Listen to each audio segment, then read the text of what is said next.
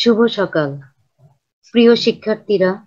দ্বাদশ শ্রেণীর পরিণতি ও সুশাসনের দ্বিতীয় পত্র ক্লাসে তোমাদের স্বাগত জানাচ্ছি।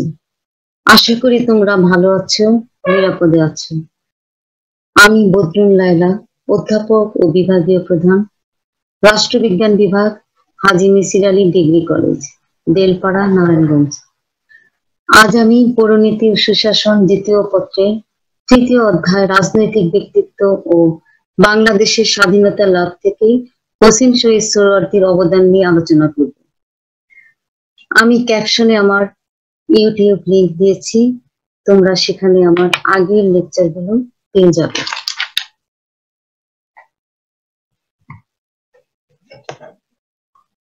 আজকের আলোচ্য সূচি হোসেন শহীদ সোহরাওয়ার্দী।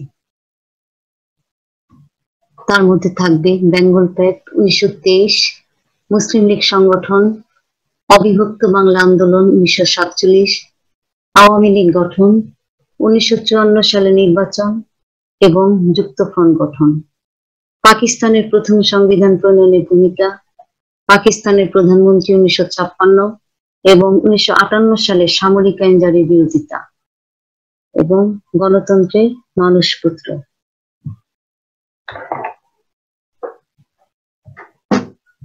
হোসেন শহীদ সোহরাওয়ার্দী ছিলেন একজন বিখ্যাত বাঙালি রাজনীতিবিদ, গণতন্ত্রের অতন্দ্র প্রহরী, অবিভক্ত বাংলার মুখ্যমন্ত্রী, যুক্তফ্রন্ট গঠনের অন্যতম নেতা এবং পরবর্তীকালে পাকিস্তানের প্রধানমন্ত্রী ও বিরোধী দলের প্রতিষ্ঠাতা।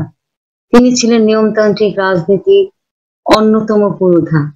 তার সাংগঠনিক ক্ষমতা ছিল অসাধারণ এবং রাজনীতিতে ছিলেন বিচক্ষণ ও স্বচ্ছ দৃষ্টি সম্পন্ন।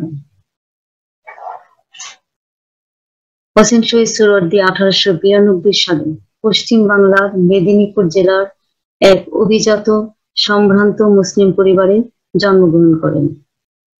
পিতার নাম বিচারপতি স্যার জাহিদ সোহরাওয়ার্দী, মাতা খুজিস্তা আক্তার বানু। পিতামাতার কনিষ্ঠ সন্তান ছিলেন তিনি।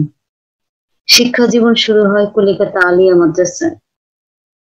এরপর উনি অনার্স সহ বিএসসি পাশ করেন সেন্ট জেভিয়ার্স কলেজ থেকে। আরবিতে এমএ ডিগ্রি লাভ করেন কলিকাতা বিশ্ববিদ্যালয় থেকে। এরপর উনি ইংল্যান্ডে যান।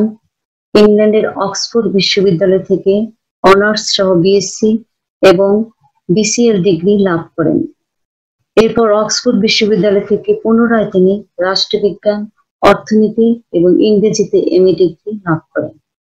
ব্যারিস্টার হয়ে দেশে ফেরেন 1920 সালে।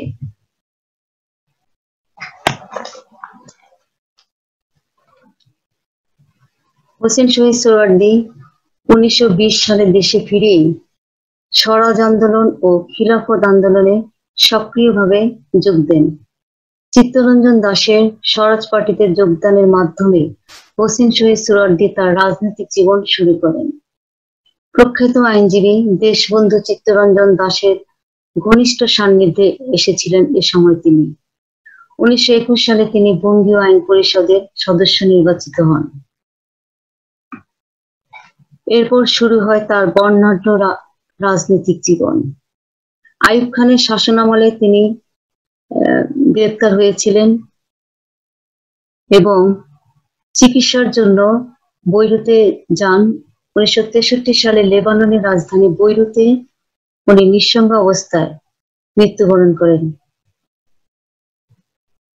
হোসেন শহীদ সোহরাওয়ার্দীর উল্লেখযোগ্য যে রাজনৈতিক অবদানগুলো আছে সেগুলো এখন আমি আলোচনা করব। বেঙ্গল প্যাক্ট, উনি ভারতে ফিরে এসে স্বরাজ পার্টিতে যোগ দেন এবং বঙ্গীয় ব্যবস্থাপক পরিষদের সদস্যপদ লাভ করেন।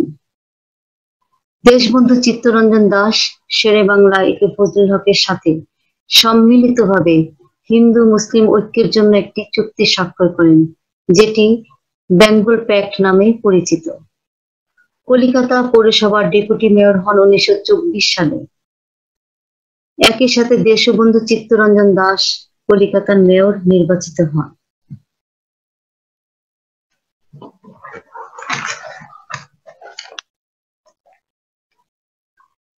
মুসলিম লীগ সংগঠনে হোসেন শহীদ সোহরাওয়ার্দীর ভূমিকা।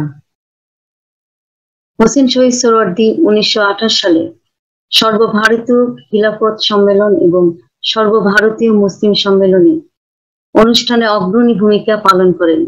মুসলমানদের মধ্যে তার ব্যাপক রাজনৈতিক প্রভাব থাকলেও 1936 সাল পর্যন্ত মুসলিম লীগের সাথে তিনি জড়িত হননি। 1936 সালের শুরুর দিকে তিনি ইন্ডিপেন্ডেন্ট মুসলিম পার্টি নামক দল গঠন করেন। 1936-এর শেষের দিকে এই দলটি বাংলা প্রাদেশিক মুসলিম লীগের সাথে একীভূত হয়। এই সুবাদে তিনি প্রাদেশিক মুসলিম লীগের সাধারণ সম্পাদক নির্বাচিত হন। অসাধারণ সাংগঠনিক ক্ষমতার জন্য তাকে মুসলিম লীগের পার্লামেন্টারি বোর্ডের সেক্রেটারি নিযুক্ত করা হয় এবং 1937 সালের নির্বাচন পরিচালনার দায়িত্বভার দেয়া হয়। 1937 সালের নির্বাচনে এই দলটির হোসেন শহীদ সোহরাওয়ার্দীর অপূর্ব সাংগঠনিক তৎপরতার জন্যই মুসলিম লীগ 1937 সালের নির্বাচনে সাফল্য অর্জন করে। 1946 সালের নির্বাচনে বঙ্গীয় প্রাদেশিক মুসলিম লীগের বিজয়ে তিনি এবং আবুল হাশেম মূল কৃতিত্বের দাবিদার ছিলেন। এই নির্বাচনে তিনি জয়ী হন এবং অবিভক্ত বাংলার মুখ্যমন্ত্রী হন।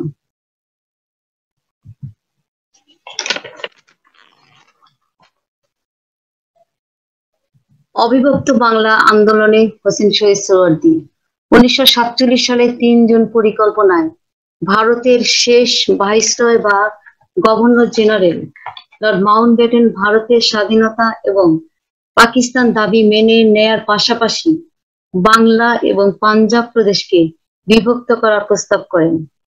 মুসলিম লীগ ও কংগ্রেসের অনেক নেতা এই প্রস্তাবকে স্বাগত জানায়। দূরদৃষ্টি সম্পন্ন হোসেন শহীদ সোহরাওয়ার্দী বাংলা বিভাগের পরিণামের কথা চিন্তা করে শঙ্কিত হয়ে পড়েন। তিনি বিশ্বাস করতেন যে বাংলা বিভাগ করা হলে ভারত এবং পাকিস্তান উভয় দেশে বাঙালিরা দুর্বল হয়ে পড়বে। তিনি বাংলা বিভাগের পরিবর্তে হিন্দু মুসলমানদের অবিভক্ত স্বাধীন বাংলা দাবি করেছিলেন। তাকে সমর্থন করেছিলেন আবুল হাশিম, শরৎ বসু, কিরণ শঙ্কর রায়, শেরে বাংলা একে ফজলুল হক, মহাত্মা গান্ধী। কিন্তু মোহাম্মদ আলী জিন্না ও খাজা নাজিমউদ্দিন সমর্থক মুসলিম লীগ দলীয় নেতারা এবং কংগ্রেসের পণ্ডিত জওহরলাল নেহরু সমর্থক কংগ্রেস নেতারা এটিকে সমর্থন দেননি। তাদের অদূরদর্শিতার জন্য অবিভক্ত বাংলা গঠনের সকল চেষ্টা ব্যর্থ হয়। তিনি অনুধাবন করতে সমর্থ হয়েছিলেন যে ভারতবর্ষের দু প্রান্তে অবস্থিত দুটি বিচ্ছিন্ন ভূখণ্ড নিয়ে কোন রাষ্ট্র গঠিত হলে তা দীর্ঘস্থায়ী হবে না। আমরা দেখতে পাই 1971 সালে পাকিস্তান রাষ্ট্রের পূর্ব অংশ ভেঙে স্বাধীন সার্বভৌম বাংলাদেশ রাষ্ট্রের সৃষ্টি হয়। প্রিয় ছাত্রছাত্রী, এখানে যে ছবি দেখতে পাচ্ছ, তোমাদের ডান পাশের ছবি হচ্ছে লর্ড মাউন্টব্যাটেন, বাম পাশে উপরে হচ্ছেন হোসেন শহীদ সোহরাওয়ার্দী, নিচে শেরে বাংলা একে ফজলুল হক, পাশে শরৎ বসু। অবিভক্ত বাংলার ম্যাপের ছবি তোমরা দেখতে পাচ্ছ। আওয়ামী লীগ গঠন। আমি এটা আলোচনা করার আগে আমি এখানে ছবি প্রসঙ্গে বলছি। এখানে সোহরাওয়ার্দীর সাথে তৎকালীন যুব নেতা বঙ্গবন্ধু শেখ মুজিবুর রহমানের ছবি দেখা যাচ্ছে, পাশে মাওলানা আব্দুল হামিদ খান ভাসানীর ছবি দেখা যাচ্ছে। আমি এখন আওয়ামী লীগ গঠন নিয়ে আলোচনা করব। 1948 সালে 3 জুন হোসেন শহীদ সোহরাওয়ার্দী কলিকাতা থেকে ঢাকায় আসেন। তোমাদের জেনে রাখা প্রয়োজন যে 1947 সালে যখন ভারত এবং পাকিস্তান হলো, তখন কিন্তু হোসেন শহীদ সোহরাওয়ার্দী পাকিস্তানে চলে আসেননি। তিনি কলিকাতায় থেকে গেলেন এবং সেখানে যে দাঙ্গা হয়েছিল হিন্দু মুসলিম, সেই দাঙ্গা থেকে উভয় সম্প্রদায়কে রক্ষা করার জন্য উনি মহাত্মা গান্ধীর সমর্থন চেয়েছিলেন এবং চেষ্টা করেছিলেন মানুষকে রক্ষা করার জন্য। পরবর্তীতে উনি 1948 সালে 3 জুন কলিকাতা থেকে ঢাকায় আসেন, কিন্তু ঢাকার মাটিতে পা ফেলার সাথে সাথে পূর্ব বাংলার মুখ্যমন্ত্রী খাজা নাজিমউদ্দিন তাকে পূর্ব বাংলা থেকে বহিষ্কারের আদেশ দেন। এছাড়াও পাকিস্তান গণপরিষদে তার সদস্যপদ মুসলিম লীগ সরকার বাতিল করে দেয়। এরপর তিনি করাচি চলে যান। ধীরে ধীরে মুসলিম লীগের বিরুদ্ধে জনমত সংগঠিত হতে থাকে এবং মৌলানা ভাসানীর নেতৃত্বে এবং হোসেন শহীদ সোহরাওয়ার্দীর চেষ্টায় 1949 সালে 23 জুন ঢাকায় আওয়ামী মুসলিম লীগ প্রতিষ্ঠিত হয়। তখন সোহরাওয়ার্দী করাচি থেকে মৌলানা ভাসানী আওয়ামী মুসলিম লীগের প্রতি সমর্থন দান করেন। পূর্ব বাংলায় এরপর উনি চলে আসেন। অল্প দিনের মধ্যেই তিনি ব্যাপক সমর্থন লাভ করেন। 1950 সালে শহীদ সোহরাওয়ার্দী নিখিল পাকিস্তান আওয়ামী মুসলিম লীগের সভাপতি হন। 1955 সালে আওয়ামী মুসলিম লীগের মুসলিম শব্দটিকে বাদ দিয়ে এ দলটিকে অসাম্প্রদায়িক রূপ দেয়া হয় এবং আওয়ামী লীগ একটি অসাম্প্রদায়িক রাজনৈতিক দল হিসাবে আবির্ভূত হয়। এরপর আমরা দেখতে পাই যে গণতন্ত্রের মানসপুত্র হোসেন শহীদ সোহরাওয়ার্দীর নেতৃত্বে আওয়ামী লীগের চাপের মুখে পাকিস্তান সরকার পূর্ব বাংলায় 1954 সালে নির্বাচন দিতে বাধ্য হয়। এই নির্বাচনটি হয়েছিল 21 দফার দাবির ভিত্তিতে এবং আমরা দেখতে পাই যে হোসেন শহীদ সোহরাওয়ার্দী শেরে বাংলায় ফজলুল হক এবং আরো গণতন্ত্রী দল অন্যান্য দল নিয়ে 1953 সালে 4 ডিসেম্বর যুক্তফ্রন্ট গঠিত হয়। যুক্তফ্রন্টের শরিক দলগুলো হলো আওয়ামী লীগ, কৃষক শ্রমিক পার্টি, গণতন্ত্রী দল, নিজামে ইসলাম। এই 4টি দল নিয়ে যুক্তফ্রন্ট গঠিত হয়।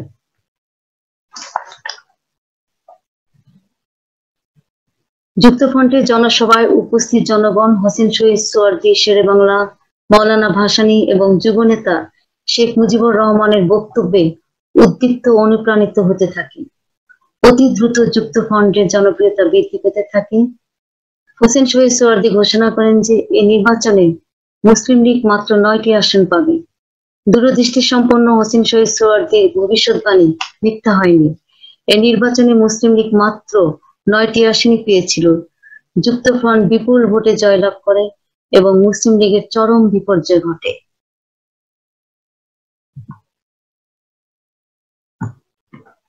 এরপর আমরা দেখতে পাই পাকিস্তানের প্রথম সংবিধান প্রণয়নে তার ভূমিকা।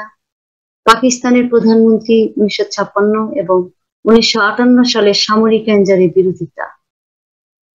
1956 সালে পাকিস্তানের সংবিধান প্রণীত হয়েছিল।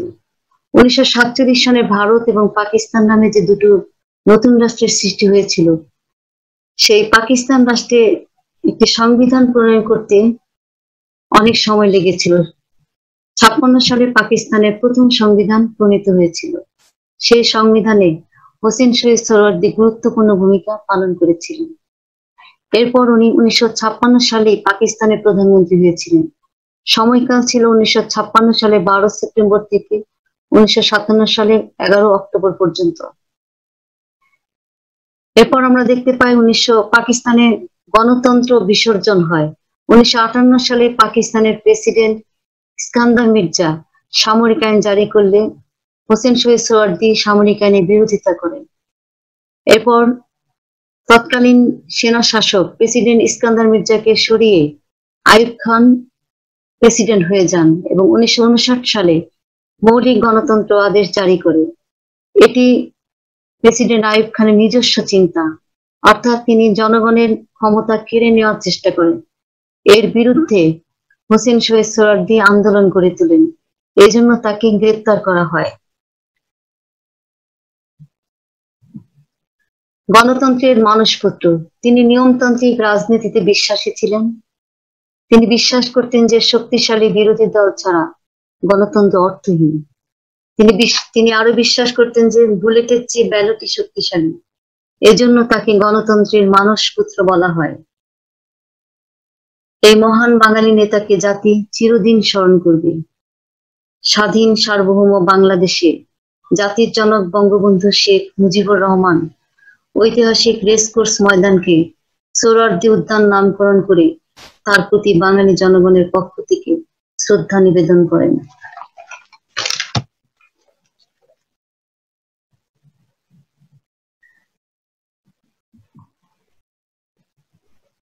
আমরা এই মহান নেতার জীবনের সংক্ষেপে জানলাম।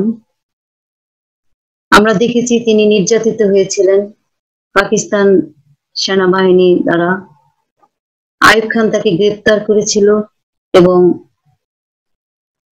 পরে তাকে মুক্তি দেওয়া হয়েছিল ঠিকই, কিন্তু উনি অসুস্থ হয়ে যান এবং চিকিৎসার উদ্দেশ্যে বৈরুত যান, সেখানে তিনি নিঃসঙ্গ অবস্থায় মৃত্যুবরণ করেন। এই মহান নেতাকে আমরা কখনোই ভুলবো না, বাঙালি চিরদিন তাকে স্মরণ করবে।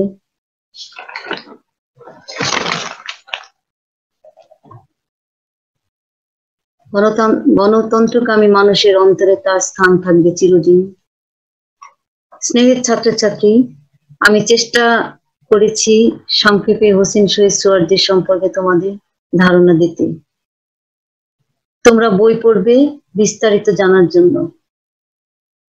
তোমরা ভালো থেকো, সুস্থ থেকো, নিরাপদে থেকো। ধন্যবাদ।